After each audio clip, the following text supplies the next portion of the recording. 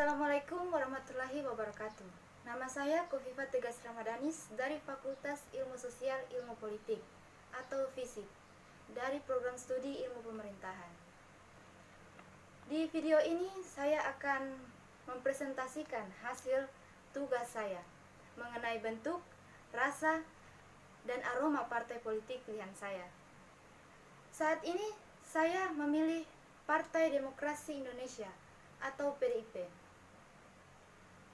Sebelum saya masuk ke pembahasan pokok, saya ingin berbicara sedikit mengenai sejarah berdirinya PDIP.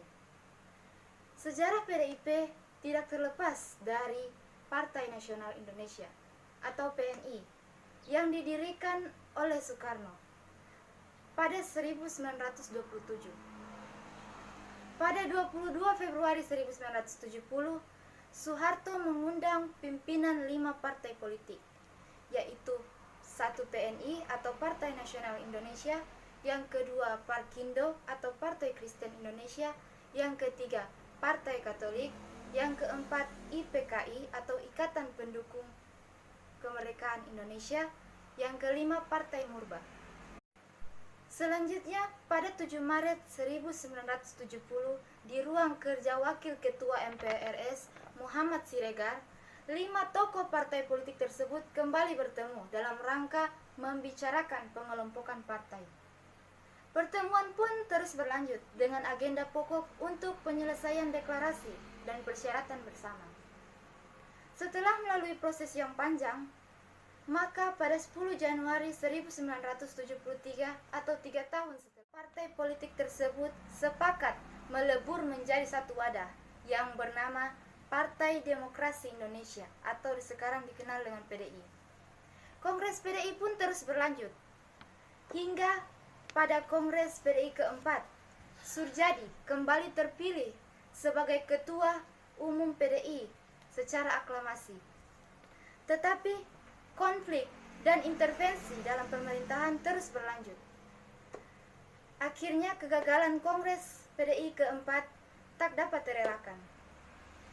Munculnya nama Megawati Soekarno Putri yang didukung anggota PDI untuk menjadi ketua umum karena saat itu dianggap sanggup menjadi pemersatu PDI. Pemerintah pun merasa khawatir saat itu.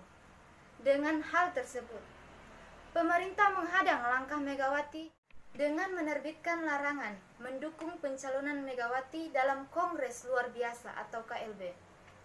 Namun, hasil yang diperoleh adalah sebaliknya. Megawati pun dinyatakan sebagai Ketua Umum DPP PDI secara de facto, dan secara de jure Megawati dikukuhkan sebagai Ketua Umum DPP PDI. Akhirnya, pada 27 Juli 1996, massa pendukung Megawati menggelar Mimbar Demokrasi. Kantor DPP PDI didatangi ratusan orang berkaos merah yang bertujuan mengambil alih kantor DPP PDI. Sejarah PDI tidak terlepas dari peristiwa 27 Juli tersebut yang menelan banyak korban jiwa. Setelah lengsernya Soeharto, kepemimpinan Megawati semakin kuat dan PDIP di bawah kepemimpinannya semakin berkibar. Tak lengkap rasanya jika tanpa memberitahu latar belakang PDIP. Pada latar belakang suatu partai, maka terdapat perkembangan dan perpecahan. Dengan berkembangnya semangat rehabilitasi, nama Soekarno yang merupakan bapak proklamator dan pencetus Pancasila, maka mulailah diadakan pendekatan terhadap Megawati Soekarno Putri dan Guru Soekarno Putra untuk bergabung dalam PDI. Baik, saya akan masuk ke pokok pembahasan, yaitu bentuk, rasa, dan aroma partai PDI. Lahirnya PDIP dapat dikaitkan dengan peristiwa 27 Juli 1996 tadi.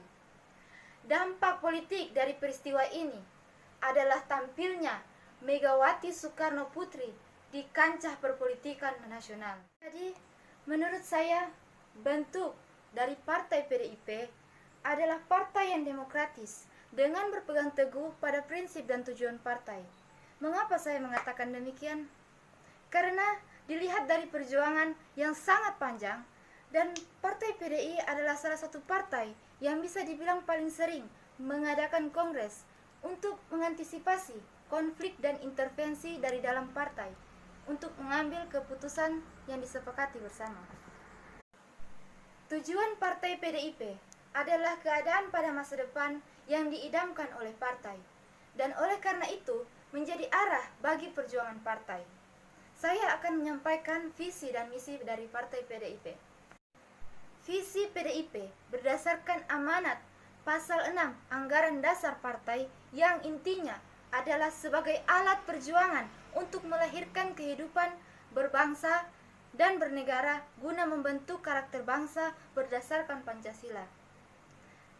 Partai PDIP memiliki misi sebagaimana diamanatkan dalam Pasal 7, Pasal 8, 9, dan Pasal 10 Anggaran Dasar Partai, yang intinya adalah muatan hidup yang diemban oleh partai sekaligus menjadi dasar pemikiran atas keberlangsungan eksistensi partai. Jadi, menurut saya, rasa atau anggapan dari Partai PDI adalah sebagai wadah untuk mewujudkan Indonesia yang sejahtera dan berpegang teguh pada Undang-Undang Dasar 1945 dan Pancasila, dan sebagai perantara komunikasi politik antara masyarakat dan ranah atau petinggi politik.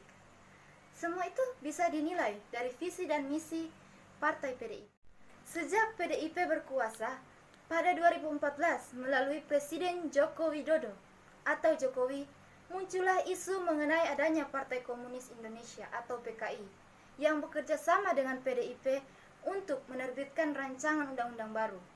Namun, PDIP saat itu tidak mengambil pusing isu tersebut.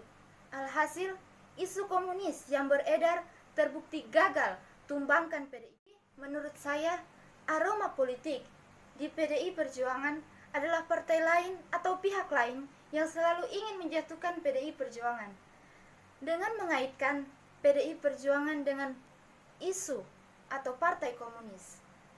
Tetapi cara itulah yang menurut saya membuat PDI Perjuangan semakin kokoh dan berkembang, dan semakin membuat partai lain menganggap PDI Perjuangan adalah saingan terberat mereka. Bagi teman-teman yang bertanya mengapa saya memilih Partai Demokrasi Indonesia atau PDI, alasan saya simpel. Alasan saya karena PDIP adalah salah satu partai terbesar di Indonesia dan mungkin yang terbesar saat ini.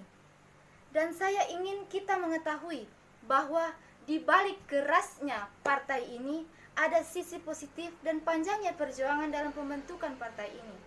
Alhasil bisa dilihat dari banyaknya kader di daerah-daerah dan banyaknya persentase kursi di Dewan Perwakilan Rakyat maupun pemerintahan.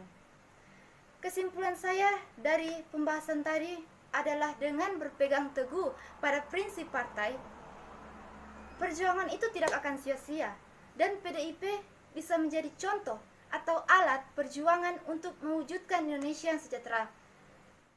Di dalam pembuatan tugas ini mungkin masih jauh dari kata penyusunan yang sempurna.